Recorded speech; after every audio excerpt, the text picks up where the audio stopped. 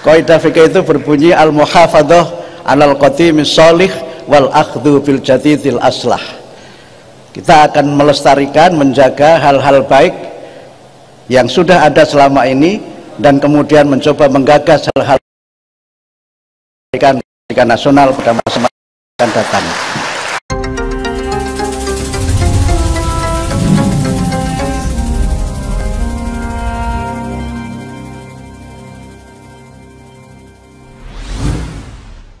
Sebagai Mendikbudristek periode tahun 2019 sampai 2024, kami menuangkan cita-cita yang terangkum dalam nawacita menjadi payung kebijakan Merdeka Belajar.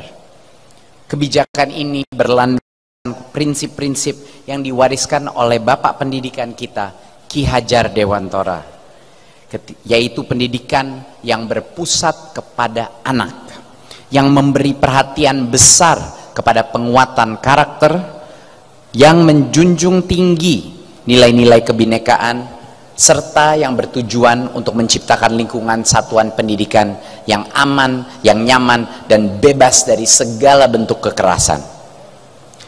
Di bawah kebijakan Merdeka Belajar, kami memprioritaskan inklusivitas dalam akses dan kualitas pendidikan agar anak-anak dari keluarga yang tidak mampu punya kesempatan lebih besar mendapatkan layanan pendidikan sampai jenjang pendidikan tinggi.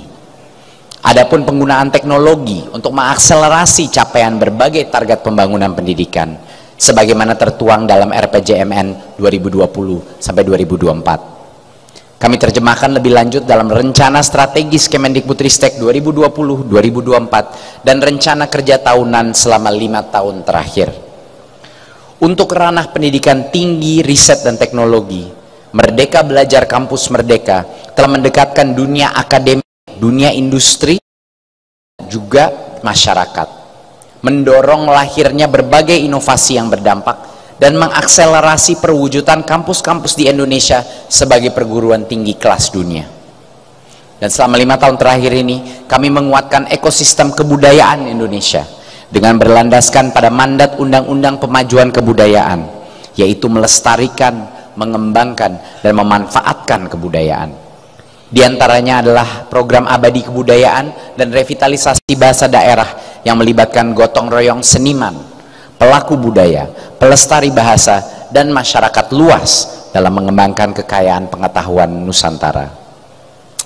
Ibu dan Bapak yang saya hormati, 26 episode Merdeka Belajar yang lahir dalam jangka waktu 5 tahun adalah buah dari kerja keras yang luar biasa. Apalagi beberapa bulan setelah penugasan kami terjadi pandemi COVID-19. Semua sekolah dan kampus harus ditutup, museum dan sanggar seni berhenti beroperasi, dan ditambah lagi perubahan drastis pada cara kita bersosialisasi. Di tengah masa-masa yang sulit, kami tetap bekerja, mengerahkan tenaga dan mencurahkan pikiran untuk mencari jalan terbaik agar memastikan pembelajaran tetap berlangsung dan para pekerja seni budaya tetap mendapatkan penghidupan. Dengan melibatkan berbagai pertimbangan dan mendengarkan masukan dari berbagai pihak, kami melakukan langkah cepat seperti menerapkan kurikulum darurat, memberikan bantuan kepada semua pelaku budaya, dan mengoptimalkan pemanfaatan teknologi. Untuk itu, pada kesempatan yang baik ini, saya ingin mengucapkan apresiasi setinggi-tingginya kepada Kementerian Kesehatan, Kementerian Agama, Kementerian Dalam Negeri, Bappenas, Kementerian Keuangan, BNPB, dan jajaran Kemendikbudristek, Pemda, kepala sekolah, guru-guru, dan tenaga pendidikan, serta orang tua yang telah bekerja keras dan bergotong royong bersama kami sehingga kita bisa pulih dari pandemi, bahkan mengatasi dan recover dari learning loss. Keberhasilan ini diakui oleh dunia internasional, di mana ditunjukkan saat kita menjadi tuan rumah forum internasional seperti G20 dan Gateway Study Visit 2024. Perjalanan Merdeka Belajar yang diwarnai dengan berbagai tantangan dan momentum pembelajaran serta capaian dan kebermanfaatan telah kami tuangkan dalam memorandum akhir jabatan. Memorandum ini akan kami sampaikan kepada para menteri selanjutnya sebagai bahan pembelajaran dalam melanjutkan dan menguatkan perjalanan Merdeka Belajar ke depan. Kami sangat berharap kebijakan-kebijakan yang telah berjalan baik dan berdampak positif tetap bisa dilanjutkan pada pemerintahan yang selanjutnya. Menggambarkan betapa besarnya tanggung jawab Mas Nadiem, karena untuk periode yang akan datang tugas Mas Nadiem harus kita kerjakan bertiga.